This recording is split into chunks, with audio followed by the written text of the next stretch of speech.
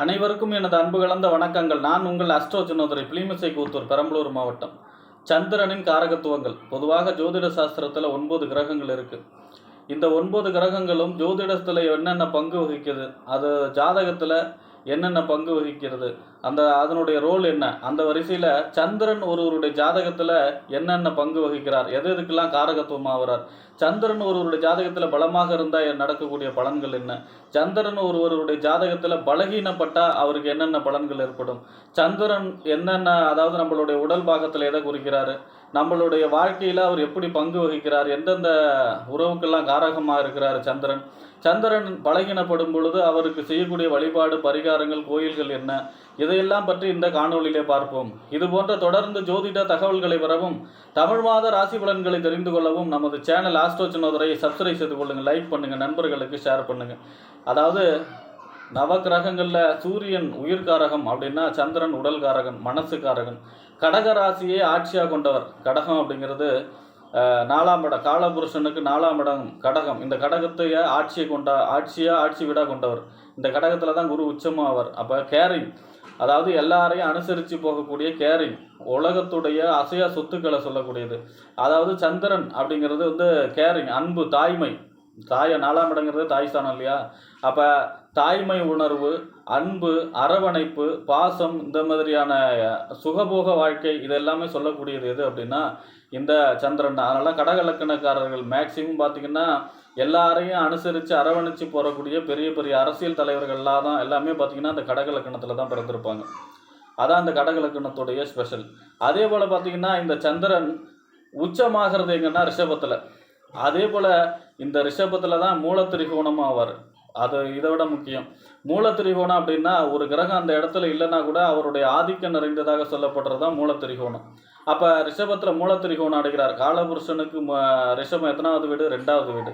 2ஆம் வீடு என்ன? வாக்கு, தனம். மெயினாக தனம், வருமானம்.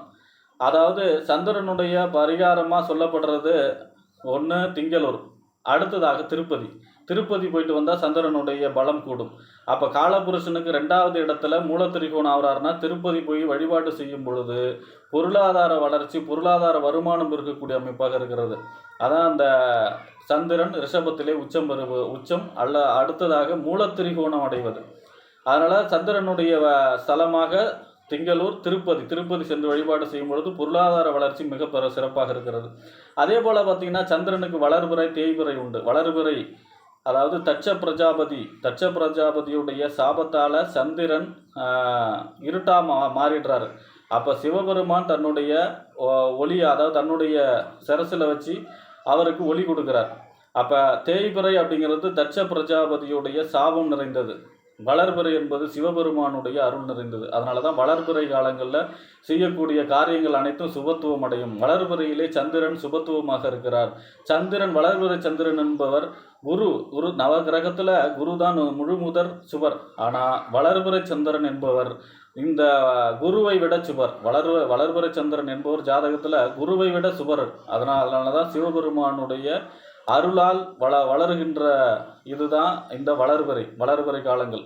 தேய்பிறை என்பது தட்ச பிரஜாபதியுடைய சாபம். அப்போ வளர்பிறை காலங்களில் செய்யக்கூடிய எல்லா விஷயங்களும் தோஷமற்றது. அது சிறப்பான பலன்களை தரும். சந்திரன் தான் தாய்மை. அதே போல் பார்த்திங்கன்னா தாய்மை அடைந்த பெண்கள் எல்லாத்துக்குமே காரகத்துவம் சந்திரன் தான். அதே போல் நம்மளுடைய உடம்புல ஓடக்கூடிய இரத்தத்துக்கு காரணம் யார் அப்படின்னா சந்திரன் தான். சந்திரன் அப்படிங்கிறது விருச்சக ராசியில் நீச்சமாவார். காலசக்கரத்துக்கு 8ஆவது ராசியில் நீச்சமாவார். அப்போ நம்ம ராசிக்கே 2.25 நாளில் ஒரு ராசியை கடந்து போகிறார். இருக்கிறதுலே ஃபாஸ்ட் கிரகம் அப்படின்னா, மிக விரைவாக செல்லக்கூடிய கிரகம் அப்படின்னா சந்திரன். லேட்டாக போகிறது சனி. 2.5 வருஷம் ஆகும். இது 2.25 நாளில் போய்ட்டு. இந்த சந்திரன் ஒரு ராசியை கடக்கிறதுக்கு 2.5 நாள் ஆகிப்போதா.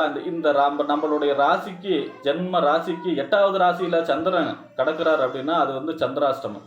அப்போ காலச்சக்கரத்துக்கு 8ஆவது ராசியில் நீச்சம் ஆகிறாரு. நம்மளுடைய ராசிக்கு எப்பெல்லாம் சந்திரன் 8ஆம் இடத்துக்கு வராரோ அது சந்திராஷ்டமம். புது முயற்சிகளை தவிர்க்கக்கூடியது. ஏன்னா சந்திரன் மனசு இல்லையா?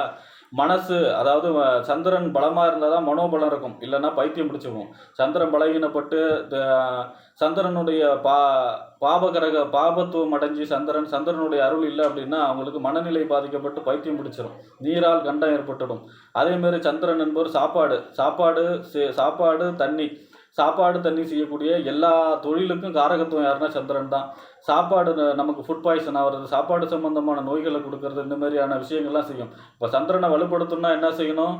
நம்ம பிரதிபலன் இல்லாமல் சாப்பாடு தண்ணி அதிகமாக தானம் கொடுக்கணும். சந்திரன்னா பிரயாணம் அப்படின்னா இப்போ ஒரு இடத்துல இருக்கக்கூடாது. சந்திரனுடைய அருள் இருக்கணும் அப்படின்னா ஒரு இடத்துல இல்லாமல் அடிக்கடி பிரயாணம் செய்கிறது, அடிக்கடி சேத்திர தரிசனம், அதாவது நிறைய கோயில்களுக்கு டூர் மாரி போய் எல்லா கோயில்களையும் வழிபாடு செய்கிறதே பார்த்திங்கன்னா சந்திரனுக்கு செய்யக்கூடிய பெரிய பரிகாரம் தான். சந்திரனை ஆக்டிவ் பண்ணுறதுக்கு மிகப்பெரிய ஒரு பரிகாரம் தான். அதேமாரி சந்திரன் சூரியனுக்கு 7ல் இருக்கார் அப்படின்னா அது வந்து பௌர்ணமின்னு சொல்கிறோம் இல்லையா? அப்போ சந்திரனுடைய முழு பவர் உள்ள நாள் அப்படிங்கிறது தான் பௌர்ணமி.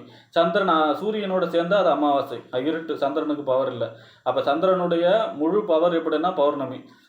பௌர்ணமிக்கு முன்னாடி நாளும் பின்னாடி நாள் சேர்த்து சொன்னாலும், ஆனால் முழுசாக 100% அது பௌர்ணமி நாள் தான். அதனால் அன்றைய நாள் கிரிவலம் போகிறது. சந்திரன் அதாவது பௌர்ணமி சந்திரன் முழு சுபர். அந்த வந்து குருவை விட அதிகமான சுபத்தன்மையை பெற்றிருக்கக்கூடியவர் யார் அப்படின்னா பௌர்ணமி சந்திரன், வளர்பிறை சந்திரன் தான். அதுலேயும் முக்கியமாக இந்த பௌர்ணமி சந்திரன் தான்.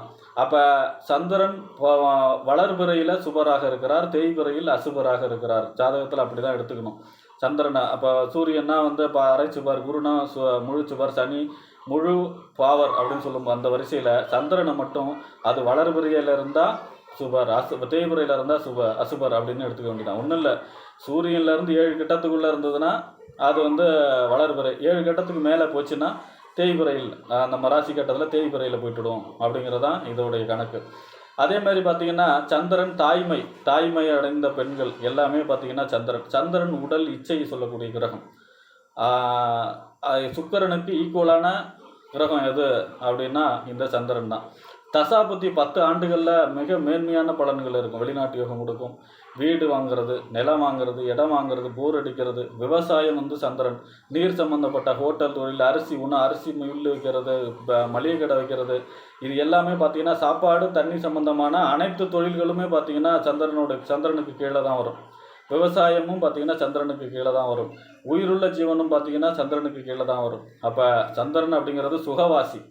சந்திரன் 4ஆம், ஏன்னா காலச்சக்கரத்து 4ஆம் இடத்துக்கு ஆட்சி வீடு இல்லையா? சுகவாசியாக வாழக்கூடிய சுக சௌக்கியமாக வாழக்கூடிய வைப்பவர் யார் அப்படின்னா சந்திரன் தான். சந்திரன் வலிமையாக இருந்தால் தான் மனோதிடம் இருக்கும். விதியை மதியால் வெல்லலாம் அப்படின்னு சொல்கிறாங்க இல்லையா? மனசு சக்தியாக இருந்தால் மட்டும்தான் விதியவே வெல்ல முடியும். அப்போ சந்திரன் தான் விதியை வெல்லக்கூடிய அமைப்பையும் தரக்கூடியது யார் அப்படின்னா சந்திரன் தான். சந்திரன் பலகீனம் அடைஞ்சவங்க பார்த்தீங்கன்னா அவங்களுக்கு நிறைய தாட்ஸ் வரும். அதாவது அவங்களால கட்டுப்படுத்த முடியாது. அவங்க மன எண்ண அலைகளை வந்து கட்டுப்படுத்தவே முடியாது. அதனாலே அவங்களுக்கு தூக்கம் கெட்டு போகும். அதனால் சந்திரன் வலிமையாக இருக்கிறவங்களுக்கு மனோதிடம், மனோசக்தி, அதாவது சிந்திக்கக்கூடிய ஆற்றல், நம்ம நினச்சி நடக்கிறோம் இல்லையா, லா ஆஃப் அட்ராக்ஷன்லாம் சொல்கிறாங்க இல்லையா, அது எல்லாமே சந்திரன் தான். சந்திரன் வலுவாக இருக்கிறவங்களுக்கு தான் இந்த ஈர்ப்பு விதின்னு சொல்கிறாங்க இல்லையா, லா ஆஃப் அட்ராக்ஷன், இதெல்லாம் வந்து சந்திரன் வலுவாக இருக்கிறவங்களுக்கு தான் சொல்லும். சந்திரன் பலகீனவங்களுக்கு அவங்களுக்கு அந்த மனசை வந்து ஒருநிலைப்படுத்த முடியாது, ஒரே இதில் வந்து கான்சன்ட்ரேஷன் பண்ண முடியாது சந்திரன் பலகீனம் அடைந்தவர்களுக்கு. அதனால் சந்திரனை பலப்படுத்தணும்னா என்ன செய்யணும்? பௌர்ணமியில் ஏதாவது ஒரு சக்தி வாய்ந்த அம்மனுக்கு வழிபாடு செய்யலாம். எலுமிச்சை மாலை தன்னோட கையாலே கோத்து போடலாம். திங்களூர் போய் திங்கக்கிழமையில் வெண்பட்டும் மல்லிகைப்பூவும் சாத்தி வழிபாடு செய்யலாம்.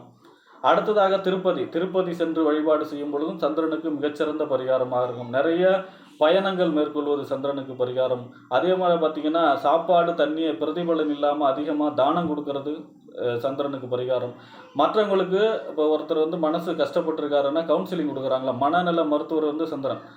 மற்றவங்களுக்கு கவுன்சிலிங் கொடுத்து அவங்கள மனசை தேத்துறது, அவங்கள வந்து மனசளவில் பேசி அவங்கள ஒரு பாசிட்டிவ் வைப்ரேஷன் கொண்டு வராங்க இல்லையா மனநல மருத்துவர், அது எல்லாமே சந்திரனை கவுன்சிலிங் கொடுக்குறது, அதுவும் சந்திரனுக்கு மிகச்சிறந்த பரிகாரம் தான். இல்லைனா இவங்க குடும்பத்தில் இப்போ தான் பைத்தியம் பிடிக்க ஆரம்பிச்சிடும்.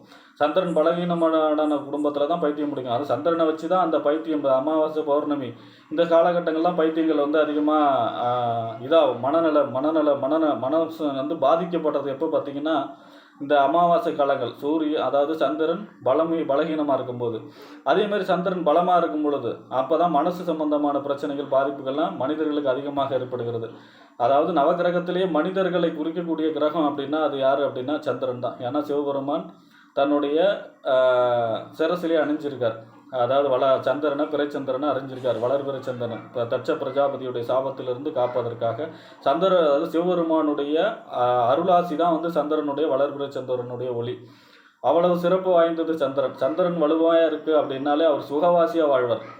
அவருக்கு தாயாருடைய அன்பு, தாய் வர்க்கத்தால் அனுகூலங்கள், ஆதாயங்கள், அசையா சொத்துக்கள் சேரக்கூடிய அமைப்பு. அதே மாதிரி பார்த்திங்கன்னா அவர் வந்து ஒரு சுகவாசியாக, எதுக்கும் பெரிய கஷ்டப்படாமல் சுகவாசியாக வாழக்கூடிய அமைப்பில் மிக அற்புதமான வாழ்க்கை வாழக்கூடியவராக இருப்பார் சந்திரன். வலுவாக இருக்கக்கூடியவங்க. சந்திரன் சூரியனோடு சேரும் பொழுதும் புதனோடு சேரும் பொழுதும் உடல் இச்சை அதிகரிக்கிறது. அதே மாதிரி பார்த்திங்கன்னா சுக்கிரனோடு சேர்ந்த காதல், திருமணம் இந்த மாதிரியான விஷயங்கள் ஏற்படுகிறது.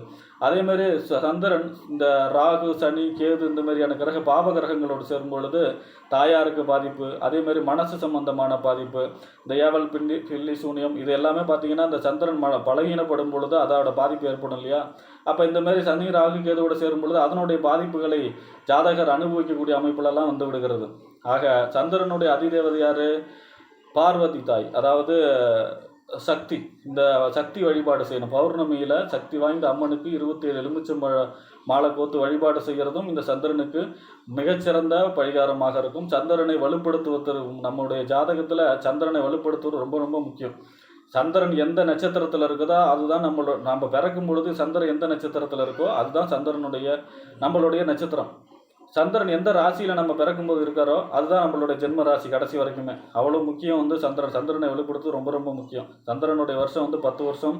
சந்திரனுடைய கலர் வந்து வெண்மை கலர். சந்திரனுடைய வடிவம் வந்து சும்மா ஸ்கொயர், சதுரம். அதேமாதிரி சந்திரன் வந்து 7வது பார்வையாக பார்ப்பார் எந்த ஒரு ராசியும். ஆனால் வளர்பிறையிலேருந்து பார்த்தா தான் அது சுபம், தேய்பிறையிலேருந்து பார்த்தா அது அசுபம். அது வந்து நன்மையான பலன்கள் இல்லை, பாப பலன்களாக எடுத்துக்கொள்ளப்படும். ஆக சந்திரன் நம்மளுடைய ஜாதகத்தில் எவ்வளவு முக்கியம். அதே போல் சந்திரனை நம்ம பலகீனம் இருந்தாலும் வலுப்படுத்த வேண்டும்.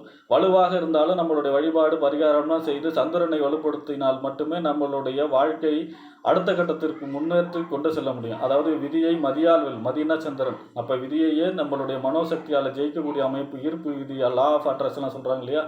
அந்த மாதிரி மதியால் ஜெயிக்கக்கூடிய அமைப்பை தரக்கூடிய கிரகம் எதுனா சந்திரன். சந்திரனை வழிபட்டு வாழ்வில் வெற்றி பெறுமாறு அன்போடு கேட்டுக்கொள்கிறேன். நன்றி, வணக்கம்.